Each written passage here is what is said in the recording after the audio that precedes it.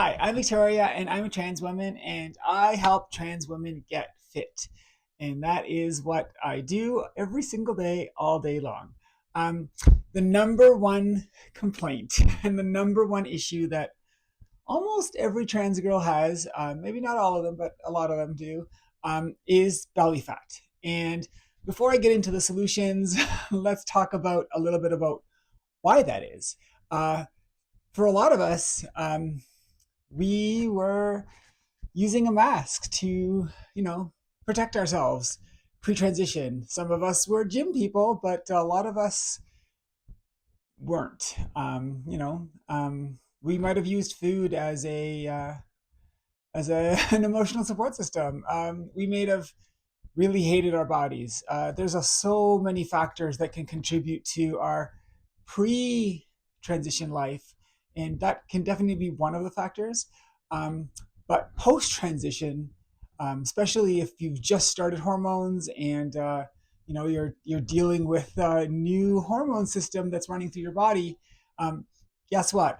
Estrogen is great and it's magic for a lot of things, but it definitely isn't for all things. What you'll notice generally with estrogen is lower energy levels. It is harder to add muscle mass. Um, I used to run a lot, and after estrogen, it just became a lot harder. I don't run anymore.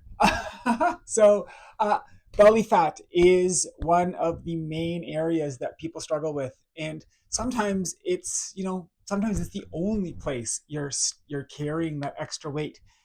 For many of us, it's the last place it also goes off. So, if you're struggling with belly fat and you are looking for solutions, let me give you a couple of pointers in terms of how you can actually get from where you are to where you want to go. um, Belly fat is fat just like every other part of the body. It is nothing technically special.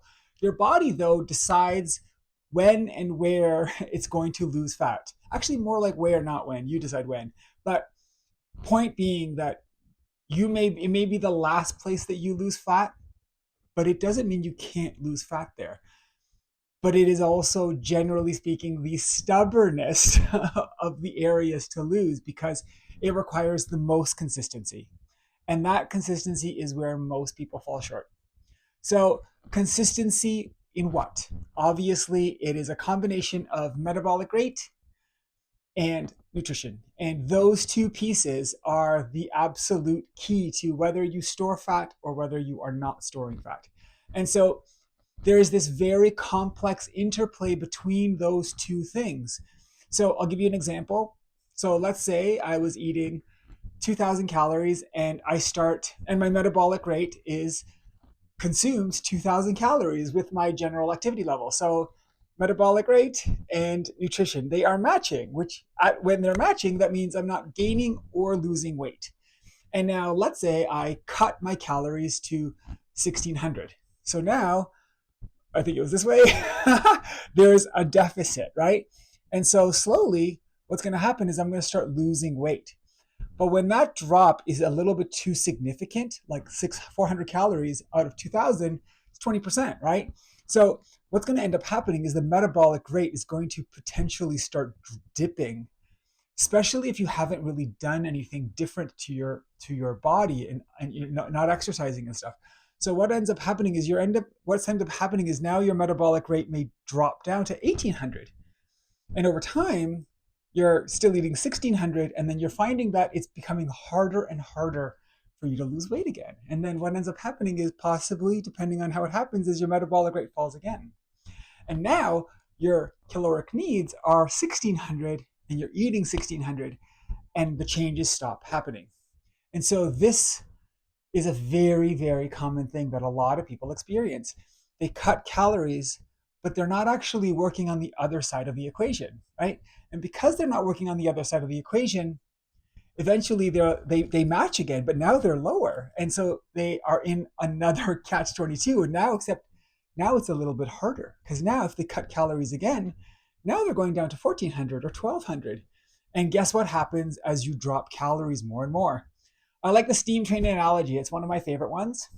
Uh, The steam train running full speed down the track, the engine is super hot. So you keep on shoveling coal into the engine, and the engine keeps, because it's so hot, burns through the coal super, super fast. As you drop the temperature, guess what happens? The coal isn't getting burned as quickly. So the train slows down, obviously, but on top of that, it doesn't need as much. And so that's kind of like the body game that we're playing here when we're only working on calories in. And so this complex interplay between these two distinct variables is a very dangerous game. And eventually it's a game that you will lose if you keep on dropping calories, and then you come into this place where I call it metabolic hell. Yay, good for you, you're in hell. No, anyways, really, when you're in that place, now it becomes extremely difficult to lose weight.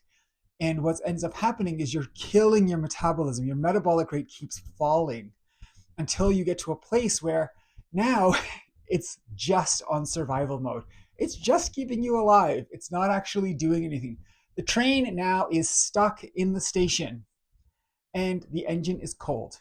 And so when you're there, now you're in a very, very difficult place. And a lot of people come to me in that moment because they're stuck and they don't know how they got there, because they were getting some success. And then all of a sudden that success stopped happening.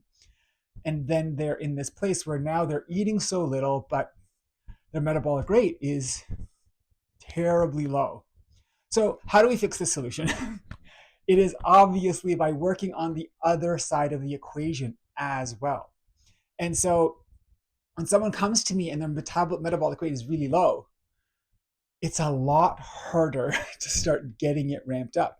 To get that train moving out of the station when the engine is cold is really, really hard work, right? Once the train is going, it's really easy to keep it going. And so getting it going is a combination of obviously working out, because what is metabolic rate? Metabolic rate is how quickly and effectively you burn calories. I love to go to this idea of bodybuilders, and we're not looking into bodybuilders, that's for sure. But I heard a famous bodybuilder being interviewed, and he said he eats 140 eggs a day. That's crazy. But point being, he's eating 6,000 calories a day just to maintain his body mass. Now, I eat 3,000, which is still a lot more than most people. How do I get away with it? I'm 6'2", 180 pounds. How do I get away with eating 3,000 calories a day? Well, I really, really work on stoking the engine of my metabolic rate. And as a result of that, I get away with a lot of bad eating. And I'm ashamed to admit my diet is not perfect.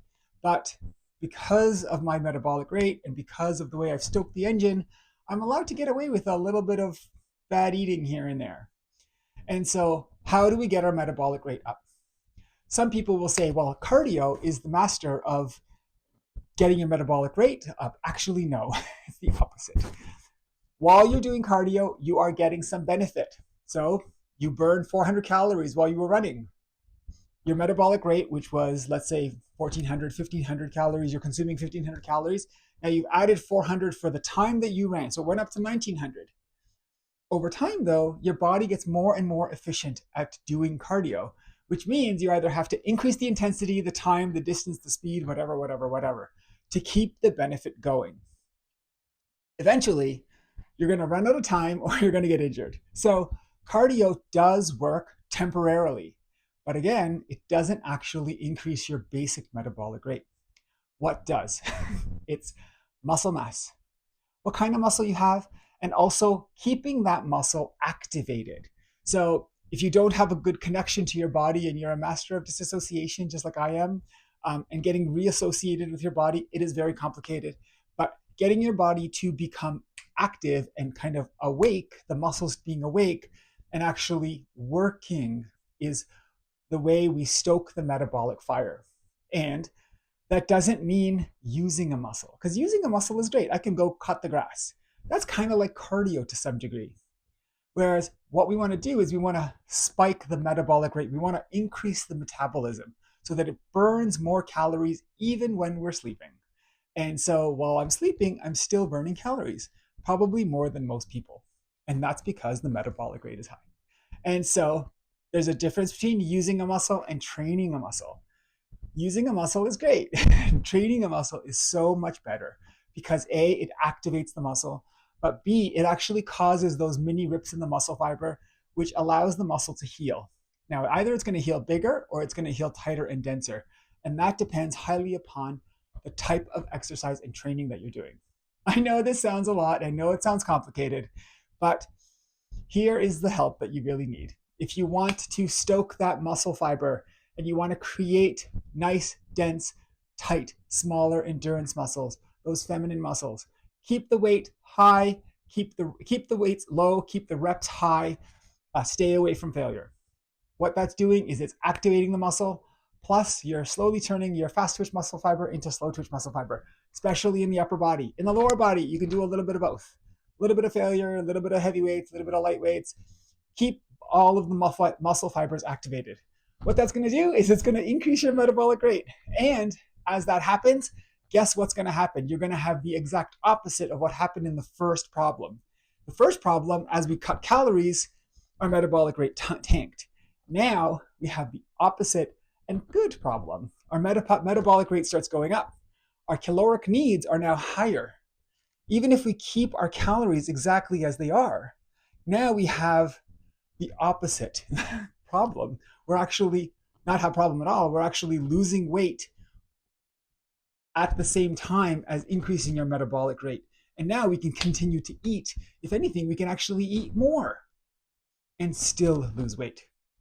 And so here is the conundrum of what that looks like. As you increase your metabolic rate, you don't want to have a huge disparity between caloric needs and caloric intake. Having 100 calories, 200 calories a day, great. 400 calories, probably too much. You don't want to cut too high calories because then what ends up happening is your metabolic rate and your calories are fighting each other. And so it becomes very difficult to get the results that you want. So consistency is where the answer lies here. It's doing all of those things over an extended period of time, which means you're not going to get results in a week. But guess what? You're going to get the results. You want to lose that belly fat, you're going to get it by actually applying consistent results, working on your metabolism, working on your metabolic rate, adding muscle where you want to add it, keeping that muscle, looking towards getting the right type of muscle fiber, keeping your diet nice and consistent with the actual calories that you need. 100, 200 calories disparity is perfect for losing belly fat. Okay, hope that made a little bit of sense. But if you need any help, Madison and I run a business and we will take care of all of that stuff for you. We will do all the tracking. We will do all the programming. We will make sure that you get the results. So if you need any help, you can reach out to me and I can help you. Otherwise, good luck in all your workouts. Bye all.